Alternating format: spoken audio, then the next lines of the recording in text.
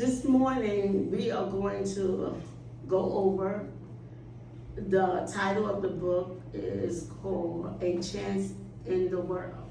So I want to hear from your guys. When we read over the story, what do you think about the story? What comes to mind?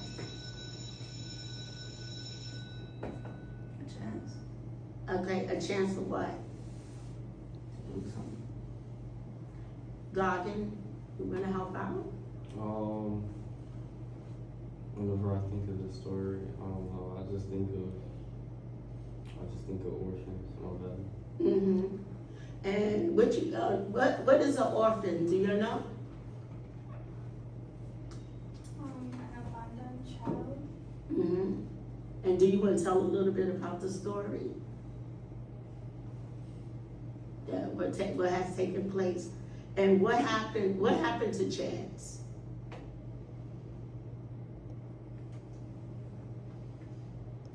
Gregory. What happened to Chance Gregory?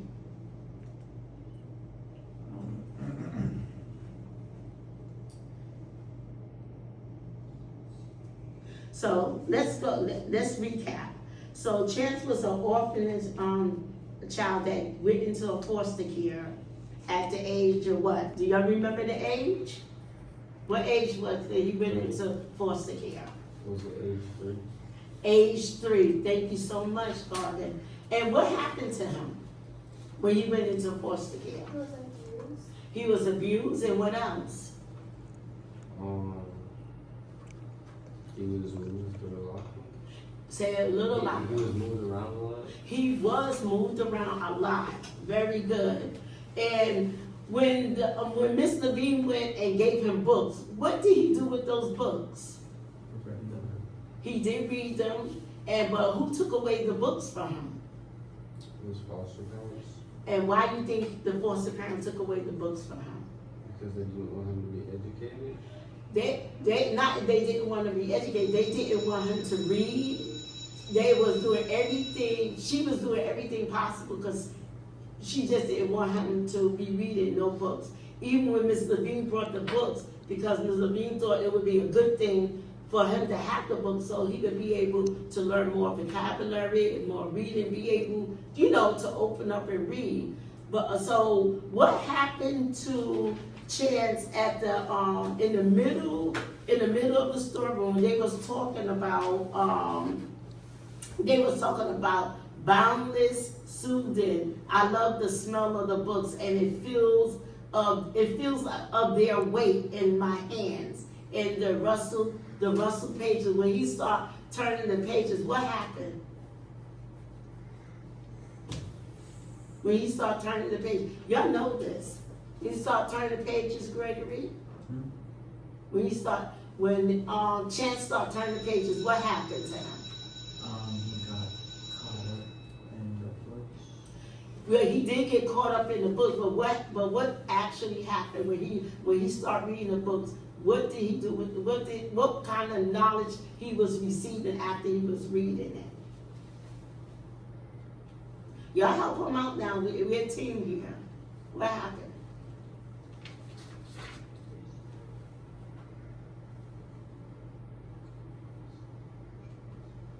Imaging himself in books.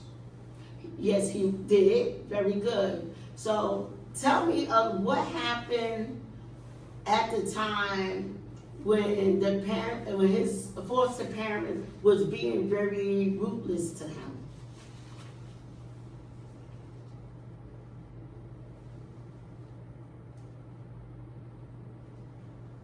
Do you remember?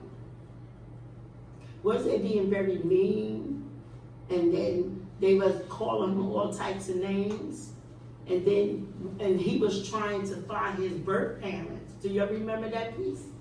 And tell me a little bit when he was trying to find his birth parents.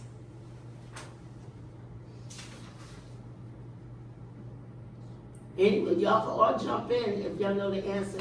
What was he trying to do when he was trying to find his birth parents?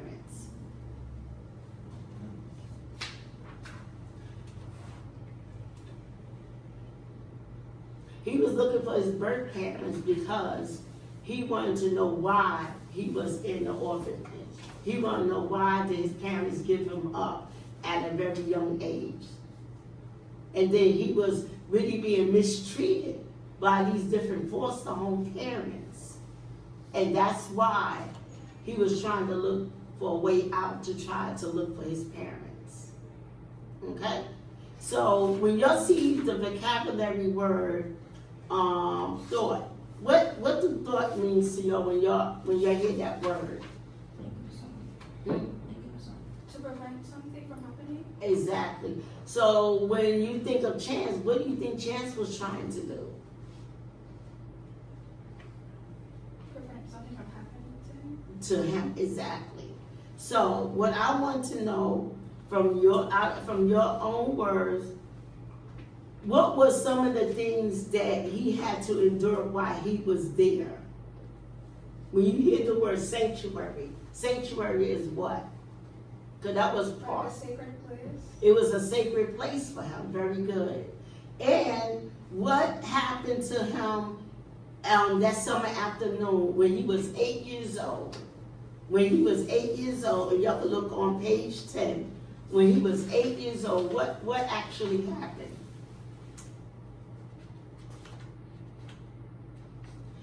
Gregory, read from verse 11. One summer afternoon, when I was about 8 years old, I looked up from my Perch. perch on top Mm-hmm. my reading Wall. wall to see a woman rolling Mm-hmm. down Mm-hmm. Charcy Street. Church Street towards me. Okay. And Go ahead. it was a neighbor, Miss Levine. Miss Levine. I had seen her on many occasions walking to Sunnybrook Sunnybrook Farm. Farm and neighborhood grocery store.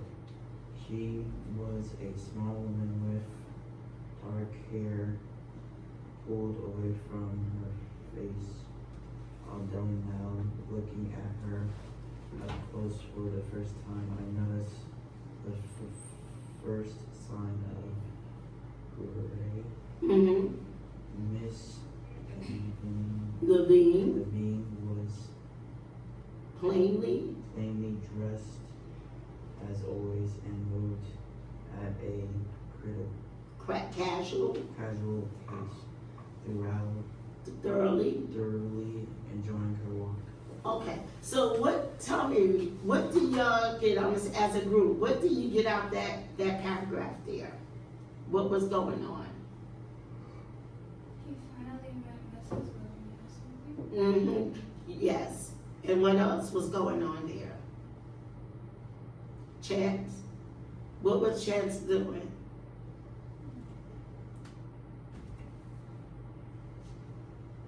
When he said, one summer afternoon when I was about 8 years old, he said, I what? He looked up from his perch Mm-hmm. Atop of my reading wall.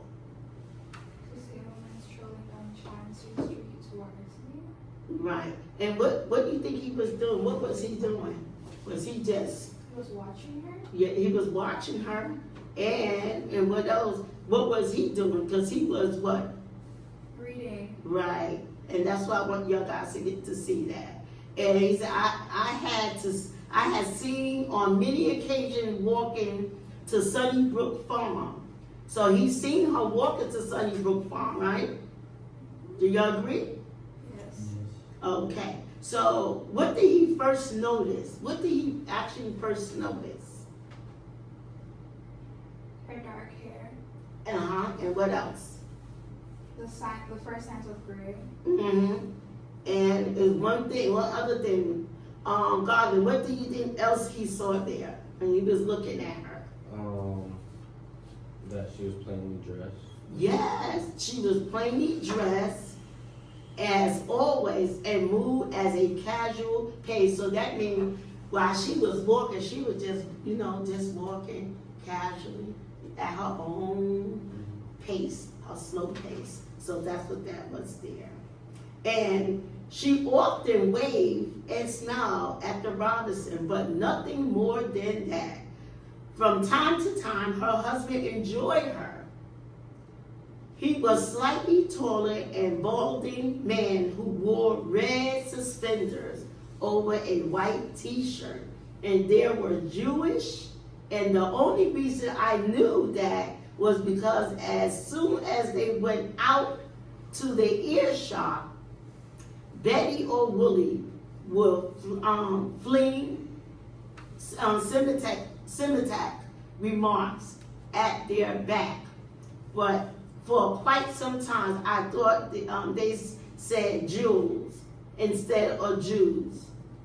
For the life of me, I couldn't figure out why the Robinson thought something as precious as Jews would be such bad people. And why you think she said that? Shoes. Why do you think she said that? Godwin, why do you think she said that? Said that Jews would be such bad people. Mm-hmm. Well, cause like I don't know. She thought that Jews are valuable. So I don't know. Okay, what you think? She was confused. Okay, I'll take that. Go ahead. What you think? He wasn't able to like really understand the words, like Mm, so that's why he thought it was like Jew, so like Jews. yes, thank you. And what about you, Duncan? What do you think about this part of that reading? What did you get out of it?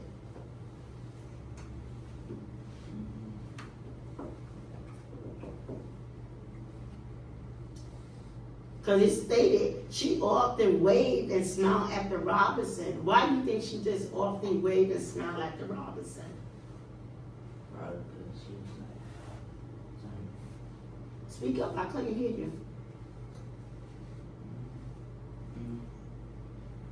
So what about, let's take a real life situation. What about it was you walking down the street and you smiled and waved at the Clantons? So what would you get out of that? happiness. Say it again, Gregory. Happiness. You probably feel happy and you just say, hey, how you doing? Just passing by, just strolling, just walking down the street, okay? So, but there was nothing more than that. From time to time, her husband joined her.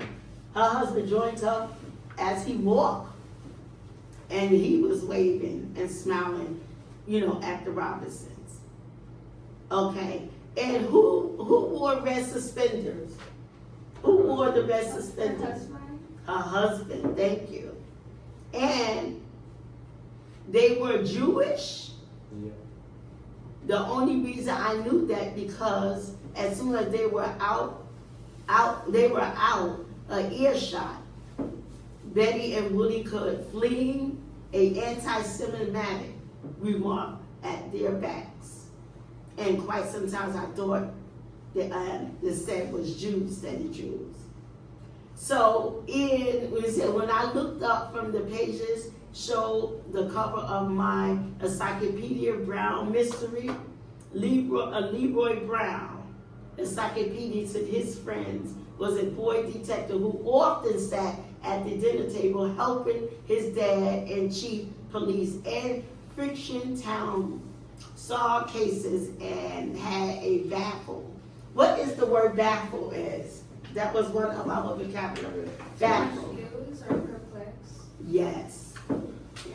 So, Duncan, can you give me a sentence for baffle? I was confused. Okay. I tell you, what about you, Gregory? Can you give me a sentence? Baffle. I was confused on this one question. Okay. And Gargle, can you give me a sentence? A question on the test baffled me. Very good. So y'all did very good. So here in this story here we was reading, what was some of the author perspective when we read this story? What did he want us to get out of it? What was his perspective? Go ahead. That being an orphan isn't easy, and that like shows how like the American foster system works. Mhm. That abuse isn't it's terrible. Mhm. That he's trying to like survive in life. He's finding a way to survive. He has to be reading books. He's not open to like education. He's not able to get it because his foster person like allowing him to get it. Mhm. Right. Thank you.